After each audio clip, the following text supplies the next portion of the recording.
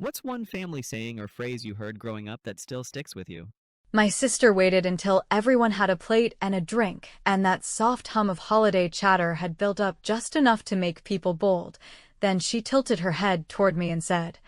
in that voice she uses when she wants to sound playful and still cut straight through the bone, that I was a drain on the holiday spirit, and maybe this year we should keep the vibe light. And the table did that nervous laugh people do when they do not want to pick a side, while my mother shifted her eyes down like she could rearrange the evening if she stared hard enough at the napkins, and I felt the familiar urge to explain myself, to list every task I had handled and every bill I had paid. And I swallowed it like I have swallowed it every year, because I have learned that explanations do not fix disrespect, they only give it more room to stretch.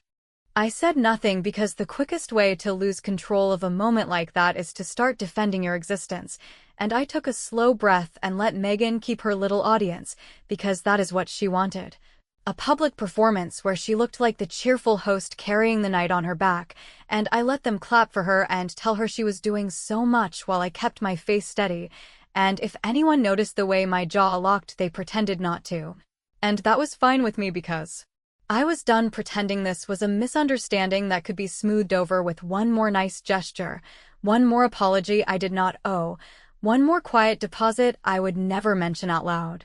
Here is the part no one at that table knew, not the cousin who brings store-bought cookies and calls it a contribution, not the uncle who loves to talk about responsibility until the check shows up, not even my mother who thinks bills get paid by goodwill alone. For years I have been the one who covered the deposits that secured the catering so Megan could claim she negotiated a discount. I have been the one who handled the rental fees for chairs when the headcount always grew by another handful at the last minute. I have been the one who topped up the grocery card because the big plan never quite matched the actual prices.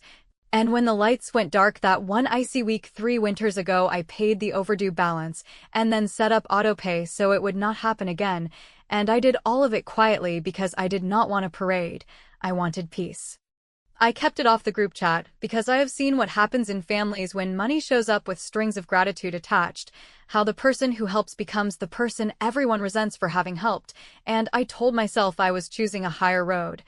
that I was protecting the holiday from petty accounting, even when Megan would make these bright comments about how she had everything handled and how some people just brought drama, which was funny considering the only drama I brought was the part where I called vendors and card companies and kept the whole thing from sliding into an embarrassing mess, and it is strange how a person can stand in a room they quietly stabilized and still get labeled as the problem. So when she said I was a drain, when she smiled like she had just cracked a harmless joke and glanced around to collect her applause, I felt something unclench inside me, and it was not rage, not even disappointment. Just a clear decision that I was not going to keep underwriting the same performance and then watch myself get edited out of the credits. And I finished my plate and nodded through the rest of the evening and let people hug me at the door and say those empty lines about how great it was to see me, and I went home with the kind of calm you get only when you finally accept that your choices are your own and so are the consequences. I set my bag down, opened my laptop, and signed into the accounts I have been carrying like a second job, the one no one thanks you for because they do not know it exists, and I pulled up the catering portal where the order list looked like a small wedding. I pulled up the lighting service with its cheerful reminder about tomorrow's install window. I pulled up the card with the holiday balance that somehow renews itself every year like a bad tradition, and I looked at the autopay toggles and the deposit confirmation buttons and the friendly emails that say thanks for keeping everything on track, and I thought about how many times I had fixed a last-minute crisis so Megan could keep her good time image intact. I will not lie and say my hands did not shake, because even a quiet boundary can feel like an earthquake when you are used to carrying everyone, but I clicked through the first cancellation and typed the little reason box that asked why. And I wrote that the account holder would handle it directly, and I paused for one breath and removed the backup card on file for the lights service, the one they put on months ago when theirs was flagged, and she told me it was temporary, and then somehow it stayed, and then I went to the utility account and turned off the automatic top-up that has protected the heat every December, because if I am such a drain, then they can plug themselves in and see how much power that takes. My phone buzzed with the first polite notification asking to confirm a change, and I watched it come in without that usual rush to fix, and I felt steady in a way I have not felt in years. And I let the silence sit between me and the screen until it turned itself off, and I knew the calls would start tomorrow, and the messages would pile up, and Megan would suddenly remember how to dial my number.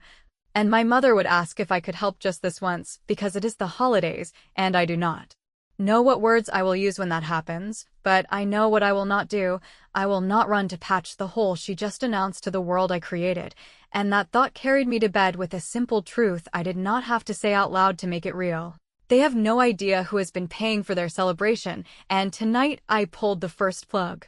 If you want to understand why I kept my mouth shut while Megan collected her laughs and head tilts and little side hugs for being the cheerful leader of holiday spirit,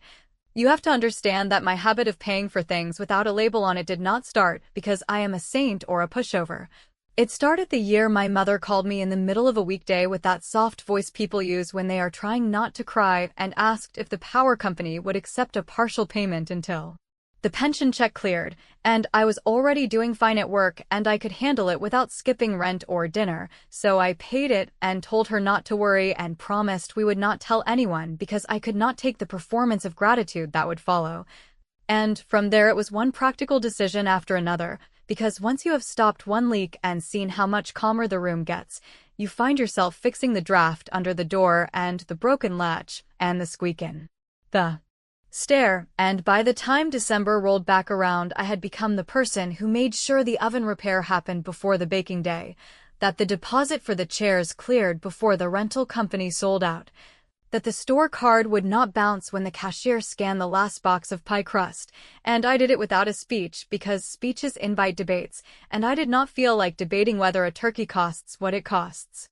I stayed quiet because I learned early that in our family attention is currency with bad returns, that the minute you show a line item or a receipt someone will call it bragging or manipulation or guilt, so I routined my help into plain movements.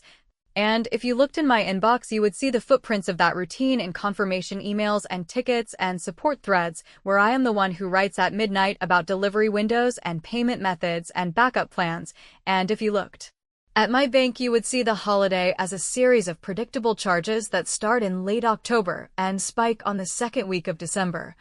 And when Megan chirped about having everything handled I let her chirp because that was part of the balance I had accepted, her noise in the front and my quiet in the back, and maybe I told myself it was maturity or maybe I told myself it was strategy.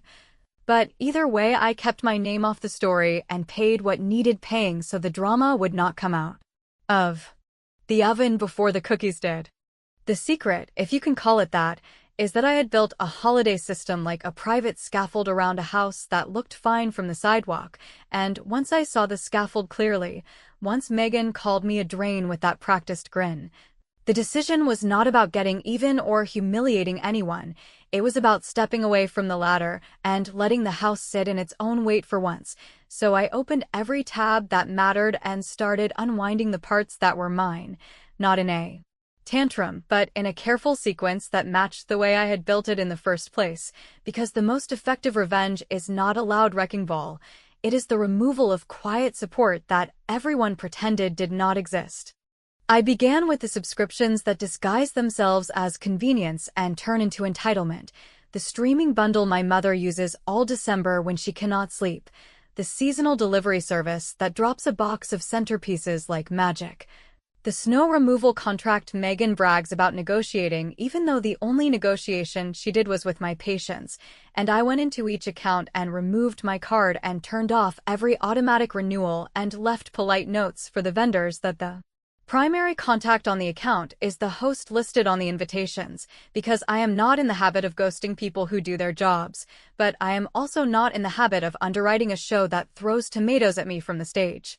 Then I went to the bigger pieces, the catering order with its cheerful clip art turkeys and a balance that would make a reasonable person sit down, the lighting company that loves to call the big display a tradition like that word can swipe a card, the rental place that expects final payment on pickup, and I clicked through the cancellation windows and the transfer options and the sections where you can change the on-site contact, and I moved my number out and replaced it with the number that is attached to the mouth that called me a drain, because if she believes I am an energy vampire, then she can try powering the room herself when the delivery truck wants a signature and a payment that is not imaginary. I am not naive about money or contracts, so I spoke to my bank and revoked authorizations that should never have been indefinite. I set alerts for any merchant that tried to rebel on old agreements. And I filed the dull little forms that tell companies to stop using a card for recurring charges. And every tiny administrative click felt less like petty vengeance and more like the kind of boundary you do not announce, because a real boundary does not require an audience, it requires enforcement. And while I was doing that, I remembered the time Megan said she would reimburse me for the pastry order, and then posted photos about how she had found this adorable bakery and tagged everyone but me. And I laughed in a way that probably sounded unkind and kept working. I considered whether to warn my mother, whether to send a careful message that said I have taken my name off the accounts and you may see some emails that surprise you, and I decided against it, not because I wanted to watch her panic,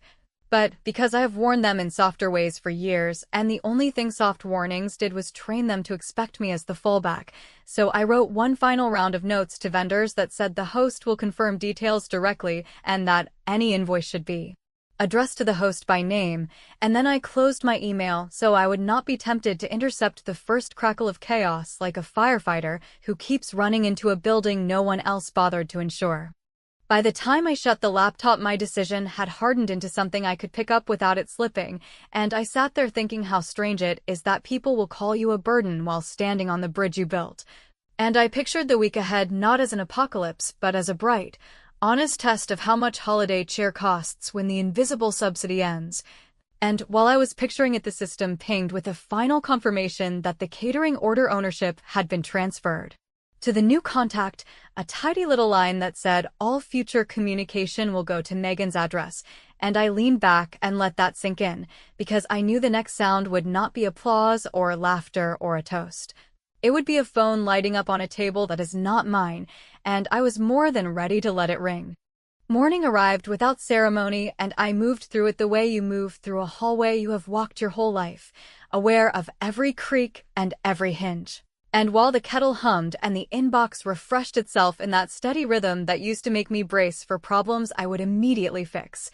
I let the messages stack and I let the quiet hold, because if I had learned anything from years of being the uncredited stagehand, it was that crises in families like ours do not explode. They arrive in tidy notifications that pretend to be polite while carrying a very specific panic underneath, and right on cue the first subject line blinked into place with the tone only corporate templates can manage. The one that says there is a small issue with your order, which is always an expensive way to say the payment source disappeared. And I stared at the cheerful exclamation mark and then closed the email without reading further, because I had already read it a dozen times. Another December's. When I was the backup plan no one thought to mention. A few minutes later, the lighting company reached out with a confirmation request for the install window and an updated card on file, which made me almost laugh, because the last time their clipboard guy came he had thanked Megan by name for being so organized while I held the door and signed the slip. And the part of me that likes things done efficiently wanted to pick up the phone and nudge them toward the new contact, but the part of me that felt the sting of being called a drain reminded me that the most mature thing I could do right now was exactly nothing. So I set the phone face down and I let them call the host who loves to host with someone else's wallet. And I turned to the sink and let the water run while the world on the other side of the screen began to understand that magic tricks stop working when the person doing the work steps off stage.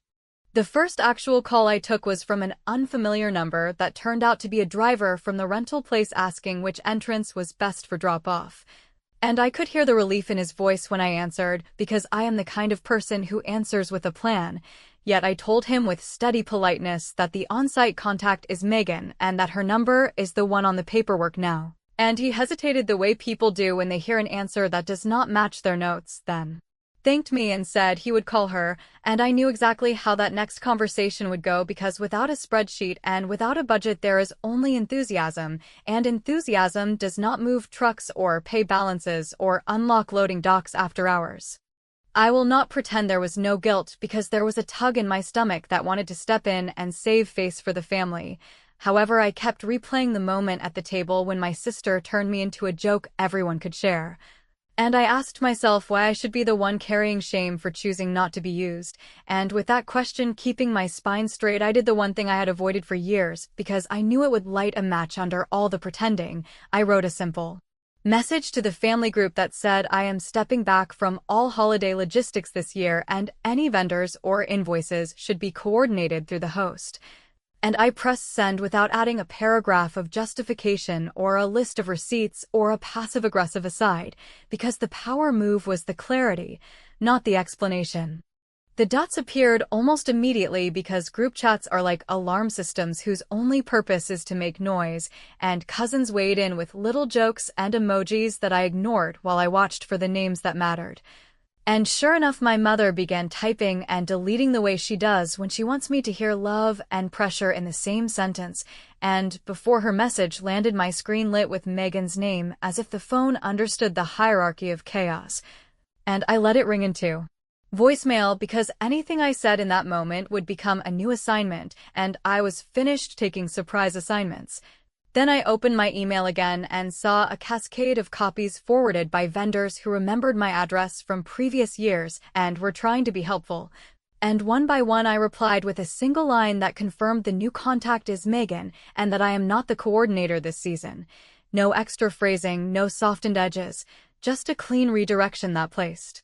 responsibility back into the hands that had been waving all December about how festive and capable they were.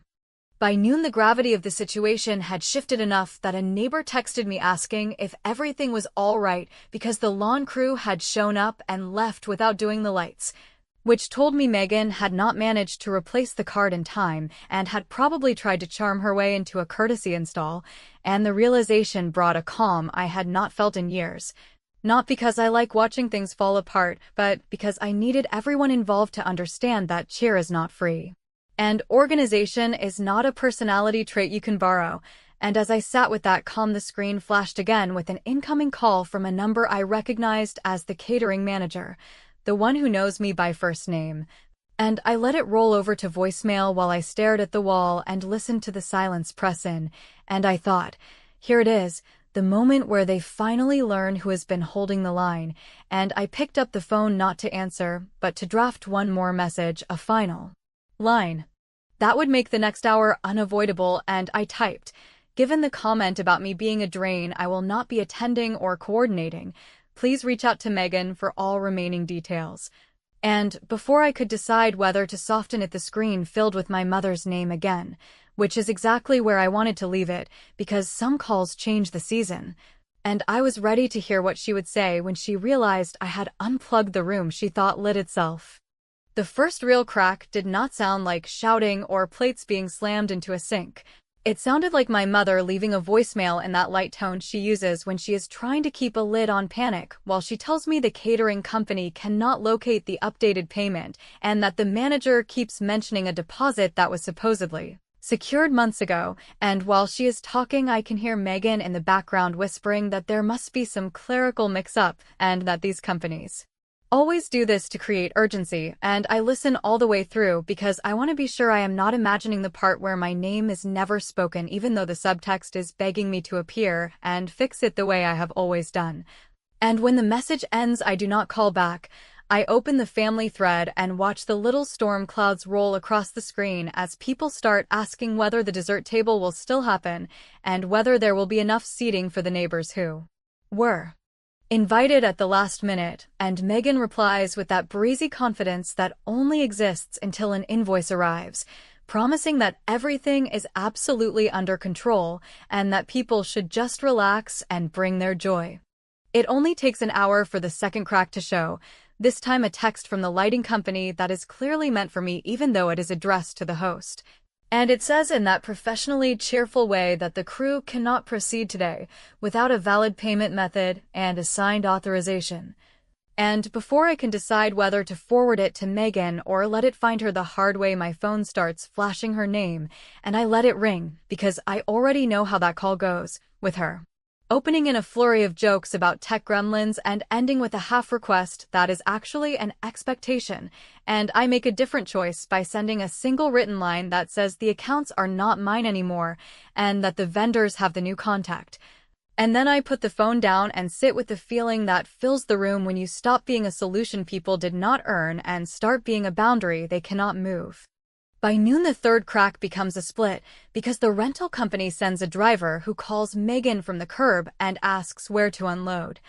And when she tells him to use the side gate, he asks for the final payment and a signature and a phone number that matches the one on file. And while I do not hear the conversation, I see the outcome in real time on the thread where she begins to ask whether anyone has a card they can use for a day or two while she sorts out a fraud alert, which is not a fraud alert and never was, and the cousins who treat the holiday like a free pop-up restaurant start quietly leaving the chat. And my mother finally writes to me directly to say that she assumes I can step in just this one time because guests are excited and the neighborhood already expects the lights, and she cannot take another year of being embarrassed. And I read her message twice because it is not cruel, but it is careless in the way that hurts worse than cruelty, and I type back that I will not be coordinating or funding anything this season, and that she should talk to the host, and I sit still while the three dots appear and disappear like a heartbeat trying to decide whether to be honest. She calls instead, and I answer because it is my mother, and because some things deserve a voice even when the answer will not change, and she starts with warmth and slips into pressure the way she always does, saying that Megan has a lot on her plate and that family's close ranks during the holidays and that I have always been so good at logistics. And I let her finish, and then I tell her calmly that I was called a drain on the holiday spirit in front of the family and that I am not interested in paying for a celebration that treats me like a punchline, and there is a long breath on her end where I think she might say the thing I have been waiting to hear for years, the simple acknowledgement that I have been carrying more than my share. However, she pivots to the history of our traditions and to what the neighbors will think, and the distance between us becomes measurable in a way that feels final. The day keeps folding in on itself as invoices bounce back and schedules unravel, and I keep doing nothing because doing nothing is the entire point. And by late afternoon, an uncle calls to tell me that Megan is in tears because the bakery will not release the order and that he cannot believe I would sabotage the holiday like this after everything our family has been through. And I tell him that I did not sabotage anything and that removing my card from recurring charges I never agreed to carry. Forever is not sabotage, it is self-respect, and he sputters about tone and timing and decency, and I say I hope they figure it out, and I hang up before he can turn me into a villain he prefers to fight. And in the silence that follows, I feel not triumphant but steady, which is better than triumphant, because steady lasts. By evening, the group chat has shifted from jokes to logistics to accusation, and the last message I see before I mute it is Megan writing that I have made my point, and that if I needed attention this badly, I could have picked a different week. And I look at those words and think about how often people call you dramatic when you stop letting them stage their drama on your back, and I take a breath and do one last deliberate thing that is both petty and pure. I send a short email to every vendor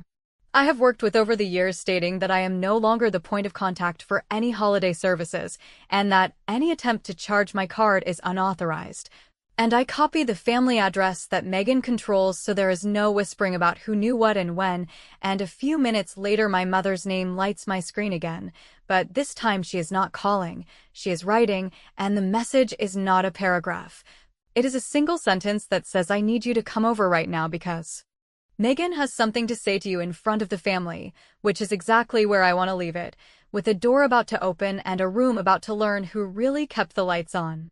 I stood on the porch long enough to decide that if I went inside, I would not perform the old script where I apologize first and explain second and get thanked never, so I opened the door already holding the line in my head. And before I could greet anyone, Megan announced to the room that I had sabotaged the holiday because I needed attention and that everyone here would attest to how hard she had worked,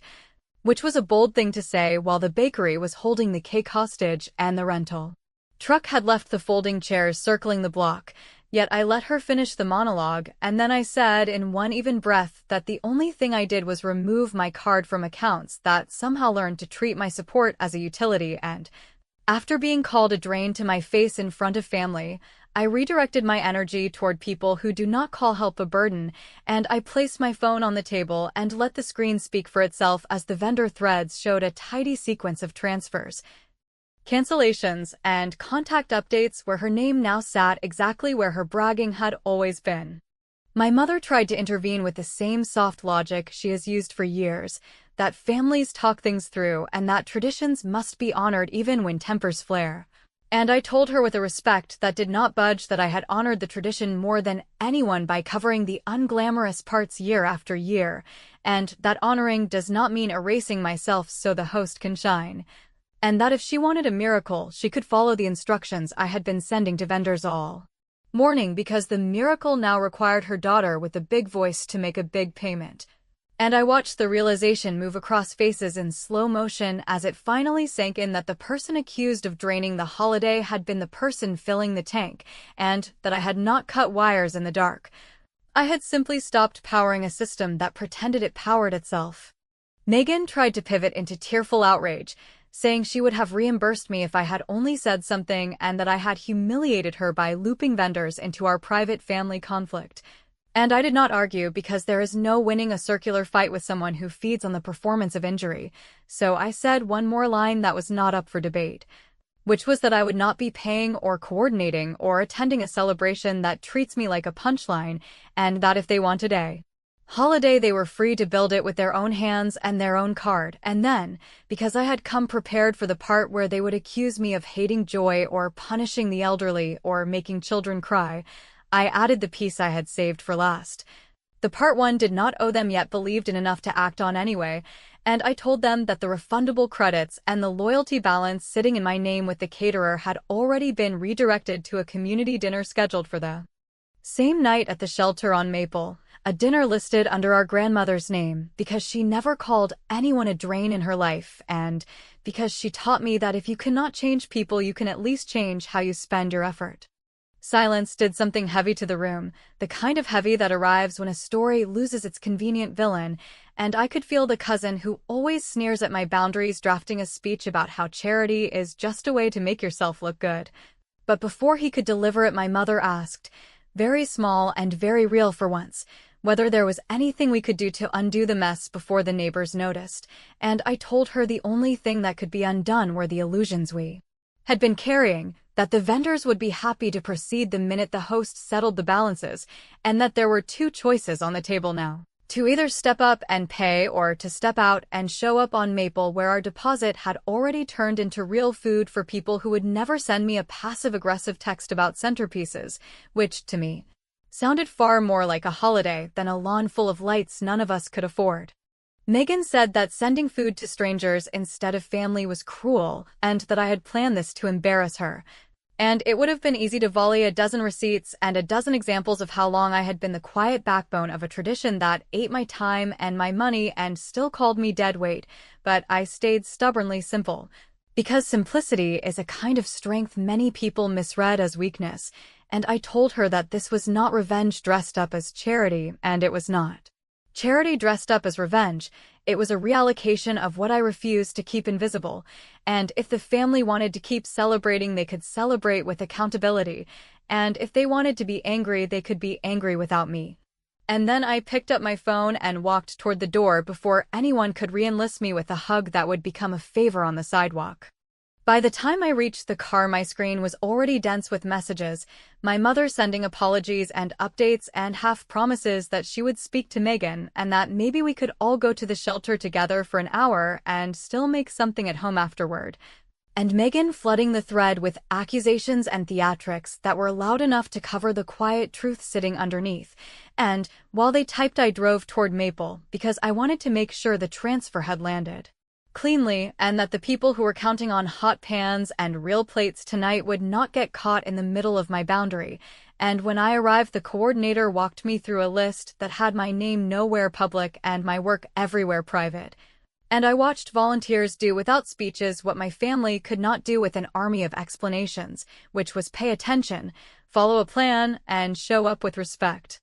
On my way home, I turned my phone back over and scrolled through a thread that had turned into a churn of apologies and bargaining and little jabs wearing apology masks, and I did not respond because there was nothing to negotiate and nothing to clarify. And when the coordinator sent a photo of labeled trays and a short note thanking our grandmother for her annual gift, I sent that single image to the family and wrote that I would be at Maple for the evening if anyone wanted to transform all that holiday spirit into something that did not require me to disappear to keep it alive, and then I put the phone down and let the buzz roll past me, because winning did not feel like a speech in a living room where no one listens. It felt like repurposed deposits turning into real dinners. It felt like a boundary that holds when pushed. It felt like not punishing myself for telling the truth, and as the night moved forward without me, I understood that I had not killed the holiday. I had killed the lie that kept it standing, and if anyone wanted lights after that, they were finally welcome to plug themselves in.